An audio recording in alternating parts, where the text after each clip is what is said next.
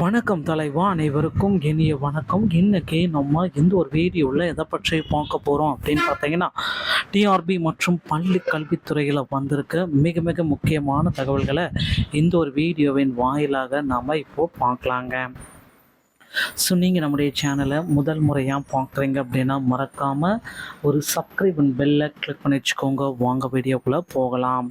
So பள்ளி கல்வித்துறையில் காலி பணியிடங்களை நிரப்புவதை குறித்து முதலமைச்சர் விரிவான ஒரு ஆலோசனை நடத்தியிருக்காரு. என்னன்றதை பார்க்கலாம். முதல்வரின் காலை உணவு திட்டத்தின் பெயர் மாற்றப்பட்டுள்ளது. தாவேக அரசு இதை உடனடியாக செஞ்சுட்டாங்க. என்ன அப்படின்றதையும் பார்க்கலாம். ஸோ டெட் ஆசிரியர்களுடைய நியமனத்தில் ஒரு மிகப்பெரிய குழப்பம்.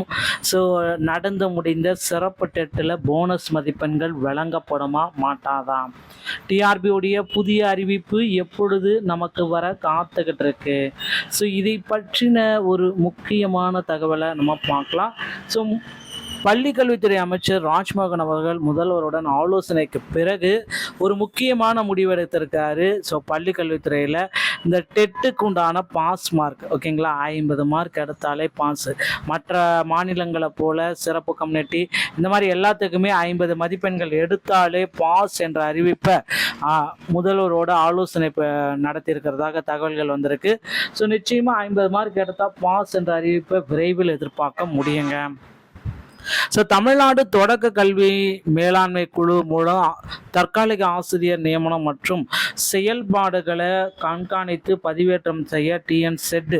ஸோ இதற்கு பார்த்தீங்கன்னா பெற்றோர் செயலியில் பேரண்ட் ஆப் மின்னணு கண்காணிப்பு மூலம் அமைப்பு உருவாக்குதல் முன்மொழி சரிப்பட்டது. எஸ்எம்சி மூலம் தற்காலிக ஆசிரியர் நியமனம் மற்றும் செயல்பாடுகளை கண்காணித்து ஸோ இந்த டிஎன் செட் பெற்றோர் செயலியில் பதிவேற்றம் செய்யணும் அப்படின்றத குறிப்பிட்டு சொல்கிறாங்க. ஓகேங்களா.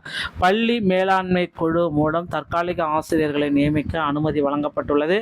மேற்கண்ட நியமனங்களில் வெளிப்படைத்தன்மை, பொறுப்புணர்வு மற்றும் கண்காணிப்பு மற்றும் மேலும் வலுப்படுத்துதல் நோக்கில் டிஎன் செட் பெற்றோர் செயலியில் பேரண்ட் ஆப் முன்மொழியப்பட்டுள்ள மின்னணு கண்காணிப்பு அமைப்பு பள்ளி மேலாண்மை குழு மூலம் தற்காலிக ஆசிரியர்கள் நியமிக்கப்பட்டு வெளிப்படைத்தன்மையை உறுதி செய்யவும், பயனுள்ள கண்காணிப்பை மேற்கொள்ளவும் உதவும், சரியான பயன்பாடு மற்றும் மேம்படுத்தலை உறுதி செய்யவும் செய்தி மாவட்ட வட்டார ஆய்வு அலுவலர்களுக்கு அறிவுறுத்திட பார்வை 2ல் இந்த கடிதத்தை கொடுத்துருக்காங்க.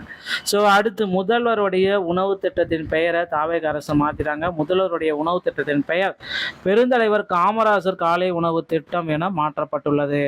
6ஆம் வகுப்பு முதல் 8ஆம் வகுப்பு வரை பயிலும் மாணவர்களுக்கு காலை உணவு திட்டம் விரிவுபடுத்தி அரசாணை திமுக ஆட்சியில் காலை உணவு திட்டத்தை முன்னாள் முதல்வர் மு.க. ஸ்டாலின் அவர்கள் கொண்டு வந்தார். இப்போ 6 to 8 வரைக்கும் விரிவுபடுத்தினார் முதல்வர் விஜய் அவர்கள். காமராஜர் காலை உணவு திட்டம் அப்படின்ற பெயரையும் மாற்றிட்டாங்க. ஓகேங்களா. அடுத்து தமிழகத்தில் நீங்கள் எல்லாருமே எதிர்பார்த்த மாதிரி மிக மிக முக்கியமான ஒரு அறிவிப்பு வர இருக்கு.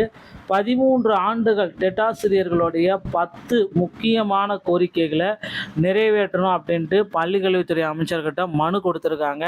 ஸோ டெட் தேர்வில் 2013, 17, 19 வரைக்கும் பாஸ் பண்ணவங்களுக்கு உண்டான பணி நியமனத்தை ஃபுல் டீட்டெயிலையும் பார்த்தீங்கன்னா அவங்களுக்கு கொடுத்துருக்கிறதா தகவல்கள் வந்திருக்கு. ஸோ ஆசிரியர்களின் நிலையை மனிதநேய அடிப்படையில் பரிசீலித்து பணி நியமனம் வழங்க வேண்டும் என தெரிவித்திருக்காங்க. மேலும் பள்ளிக்கல்வித்துறை அமைச்சர், செயலர், இயக்குனர் உள்ளிட்ட அதிகாரிடம் பலமுறை கோரிக்கை வைத்தும் தீர்வு கிடைக்காததா மாண்புமிகு முதலமைச்சர் அவர்கள் நேரடியாக தலையிட்டு தீர்வு காண வேண்டும் எனவும் தெரிவித்துள்ளனர்.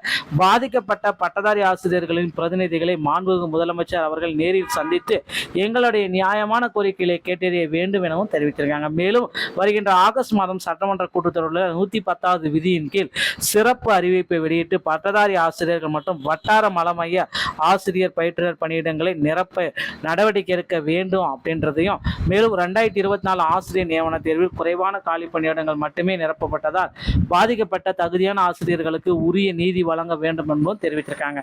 மேலும் 13 ஆண்டு கால பல்வேறு கூலி தொழிலில் ஈடுபட்டு வாழ்வாதாரத்தை நடத்தி வரும் பட்டதாரி ஆசிரியர்கள் சமூக மற்றும் பொருளாதார நிலையை கருத்தில் கொண்டு கருணை அடிப்படையில் பணி நியமனத்தை வழங்க வேண்டும் தெரிவிச்சிருக்காங்க. மேலும் தகுதியான பட்டதாரி ஆசிரியர்கள் மற்றும் வட்டார மலமைய ஆசிரியர் பயிற்றுனர் பணியிடங்களை முழுமையாக நிரப்பி எங்களின் வாழ்வில் ஒளியேற்றும் வகையில் ஆணை வழங்க வேண்டும் எனவும் தெரிவிச்சிருக்காங்க. இது குறித்து உங்களுடைய டவுட்ஸ் எதாவது இருந்தால் கமெண்ட் செக்ஷனில் நீங்கள் தாராளமாக கமெண்ட் பண்ணுங்கள்.